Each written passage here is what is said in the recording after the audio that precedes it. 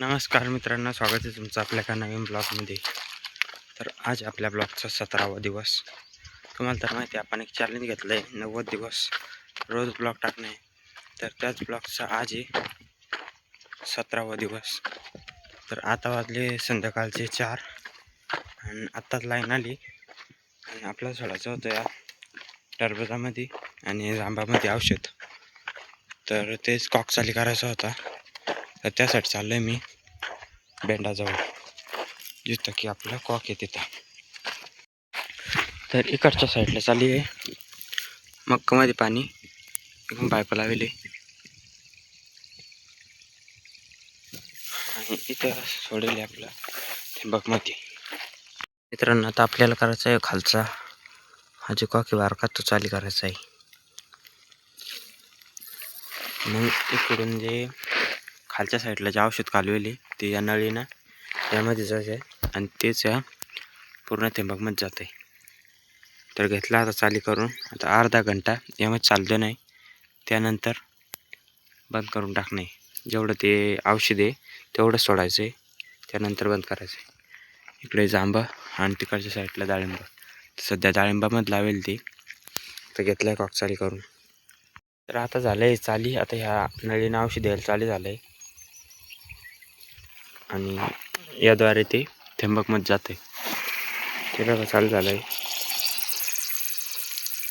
ही नळी पांगवली अशी कोट्यापर्यंत, जिथे की आपला ते पंप आहे, त्या पंपाद्वारे ते इथे येते.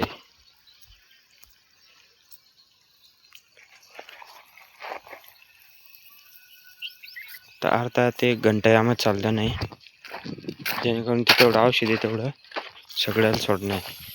बघा सगळे ठिबक चालू झाले. तर मित्रांनो, इथं काय झालं आहे, इथं निसरला आपला पाईप. इकडं मक्कामध्ये पाणी लावलं होतं आपण इकडच्या साईडला. तर ते पाईप निसरला इथं, तर सगळं पाणी इकडे गेलं आहे. तर आधी आपल्याला पाईप जोडून घ्यायला लागेल, त्यानंतर मोटरवर चालू करायला लागेल. मोटर मी आत्ताच बंद केली, तर परत चालू करायला लागेल हे जोडणं झाल्यानंतर. तर घेऊ एकदा हे जोडून आणि मोटर चालू करून घेऊ, तिथून निष्ठेल. तर आता घेतलं इथलं बसून पाईप आणि आता घरचं मोटर चाली आणि इकडे निसटल्यामुळे मरणी पाणी तुंबलं आहे. आता एकदा मक्कात जाऊन पाणी पाहून घेऊ. तर सगळं वल्लं झालं आहे, वाट त्यामुळं वरून जाणं नाही. तर इथून लावेल आपण इकडच्या साईडला आपली मक्का. बघा इकडच्या साईडला मक्का आणि यामध्ये पाणी लावलं आहे. मित्रांनो, नेमकंच पाणी आलं आहे आत्ता.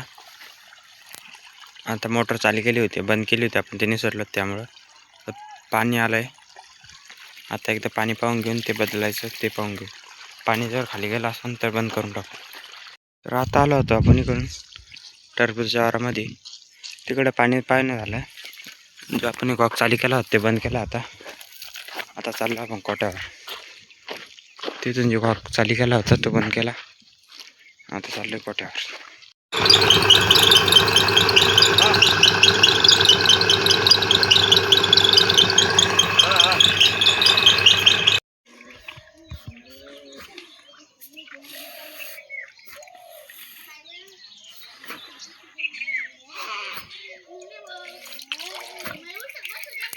मित्रांनो, इथं थोडं नेट फाटलं होतं. मशीन शिंगात इथं म्हशी बांधली, त्यामुळे नेट फाटलं होतं इकडून, तर त्याला फट्टा लावला आम्ही. हे बघा, हा फट्टा घेतला शिवून एवढा. इथं मशीन फाडलं आहे ते, या मशीन शिंग लावलं तिथं, ते नेट फाटलं होतं ते शिवून घेतलं. आता त्याला कुटार दिलं टाकून, तर थोड्या टायमानं पाजायचं आहे पाणी आणि त्याचं दूध काढण्यानंतर. हे घेतलं शिवून, इथं फाटलं होतं एवढं, तिथं फट्टा लावून घेतलं.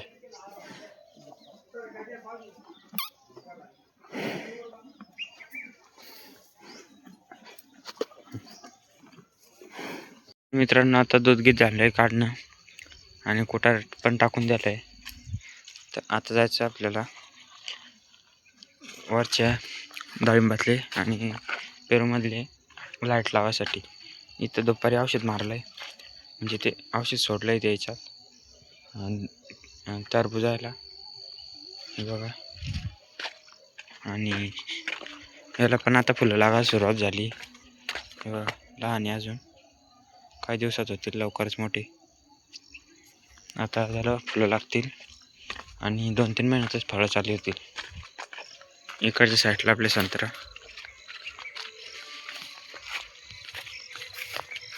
काल तोडले, पण त्याचा ब्लॉग बनवला नाही, तर ते काल तोडून नेले संत्रे. पाहू शकता तुम्ही, चक झाले पूर्ण. हे बघा, पूर्ण चक झाले. इकडच्या साईडला आपला लसूण. आता जे येळू हे लावेल बांबू, ते आता काढून घ्यायला लागेल 2 ते 3 दिवसात पूर्ण. आता जायचं आपल्याला लाईट लावायसाठी आणि विहिरीतलं पाणी प्यायसाठी.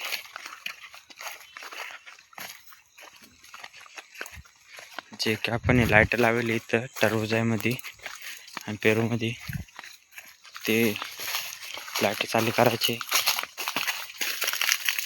हे ज्याचं स्विच इथं आहे, हो का, ते बघा लागले लाईट. तिकडे साईडला 2 आहे, एक इथं आहे, एक इथं आणि एक तिथं आहे. हे बघा, आपण पाणी सोडलं होतं ते तुंबलं आहे, जास्त झालं आहे ते, त्यामुळे ते दांडामध्ये आले मधात.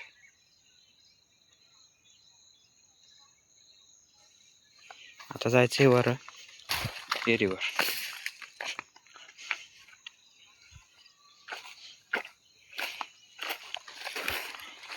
हे जे ट्रेमध्ये रोप लावलं आहे ते पण आता मोठालं झालं आहे चांगलं.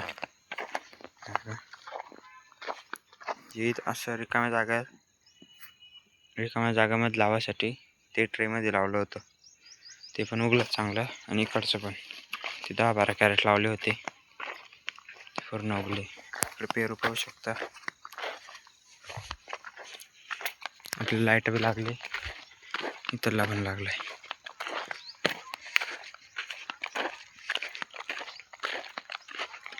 आता सध्या लाईन गेली आहे, त्यामुळे मोटर बंद आहे. आणि इकडे दिवस सूर्य पण मावळा लागला आता.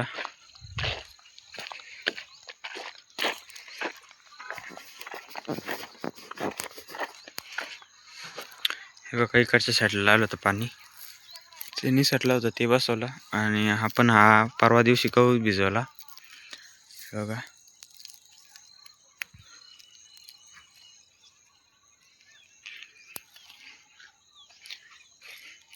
तर आपल्याला थोड्या टायमाने अंधार पडल्यानंतर येणं आहे, तर तिथं जे जाळ करणं आहे, त्या जेणेकरून इथं दुपट राहील आणि धुई पडणार नाही. त्यामुळे त्याच्यात लाकडं टाकून द्यायचे, मग ते सकाळ लोक पेटेल राहते. इकडे तुम्ही टरबूज पाहू शकता,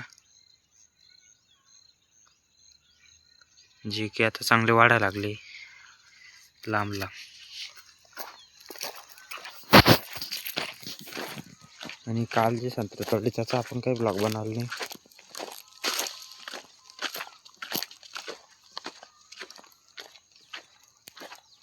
लाईट पण चालू झाली, अजून उजेड आहे तरी पण लाईट चालू करून दिली, कारण की आता जायचं आहे घरी. त्यामुळं इकडे पाणी पण तुंबलं आहे मारली, कारण की हे ठिंबक जास्त वेळ चालू ठेवले तसलं पाणी तुंबते. लाईट घेतली चालू करून.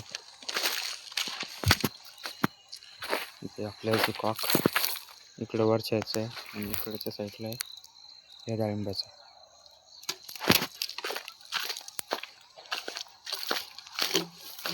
इकडे संत्रा पूर्ण चक झाले आता.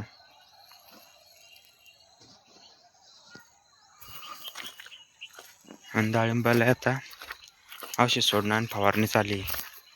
त्याला आता नवीन पालवी आली आणि फुलं पण यायला चालू झाले. बघा, बारीक फुलं आहे.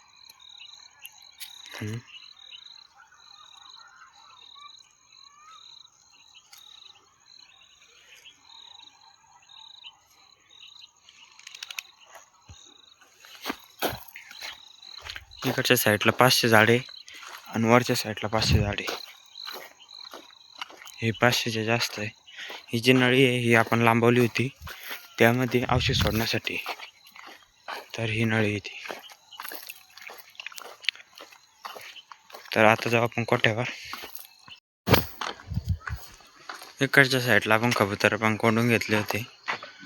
ते इथं मंगूस तो बेजार करतोय. कबुतरांना जे पिल्ले काढले त्याला बेजार करतोय मंगूस, त्यामुळे ते लावून ठेवून लागते. तर आता ते कोंडून घेतलं, कोटा पण लावून घेतला, त्यामुळे काही पास नाही चालू आहे. नळ बंद करायचं आहे. इकडं दूध पण काढणं झालं आहे. आता कोटा घ्यायचा लावून, हिचं पडदा आहे तो लावून घ्यायचा आहे. तर म्हशीला थंडी वाजत नाही त्यामुळे.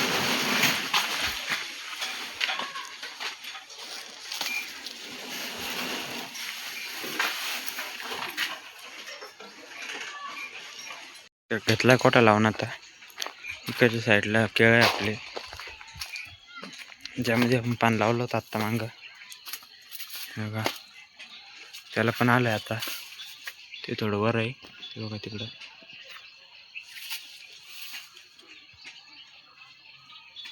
ते उच्च आहे थोडं आणि हे खाली आलं आहे. इकडे आपल्या अंजिराची झाडं, चारा असल्यामुळं थोडं इकडं दाट आहे. कोंबड्या बी कोंडून घेतल्या